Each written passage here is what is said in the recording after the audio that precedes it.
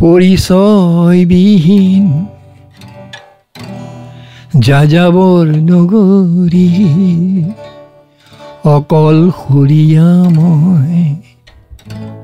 বিচাৰিছো লগৰী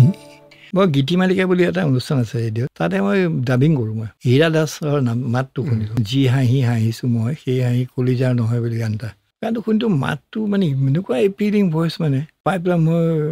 মাতটোৰ প্ৰেমত পৰিলোঁ শান্তিপুৰত থকা বুলি অলপ গম পালোঁ তেতিয়া মই আমাৰ শান্তিপুৰৰ এটা অপূৰ্ব বৰা বুলি এজন কৰ্মচাৰী এটা সুধিলোঁ শান্তিপুৰৰ চিনি পাওঁ আমাৰ ঘৰৰ ওচৰত যাবি নেকি তাৰ লগত গ'লোঁ এদিন শান্তিপুৰলৈ গ'লোঁ ছোৱালীজনী দেখাত বিৰাট ধুনীয়া আৰু তাৰপিছৰ পৰা মই চিধা ৰেডিঅ'ৰ পৰা ওলাই মই 5 টকা ৰিক্সাত শান্তিপুৰ পাই যাওঁ তেনেকৈ পাই আৰু 3 বছৰ 2 বছৰ পিছত প্ৰপ'জেল মই ৰাতি দেৰিকৈ আহিব আৰম্ভ কৰিলোঁ দেউতা আহি গ'ল ইফালে শ্বিলঙৰ পৰা কেপিটেল আহি গ'ল তাৰপিছত দেউতাহঁত গ'ল আৰু প্ৰথমতে না কৈছে বাপে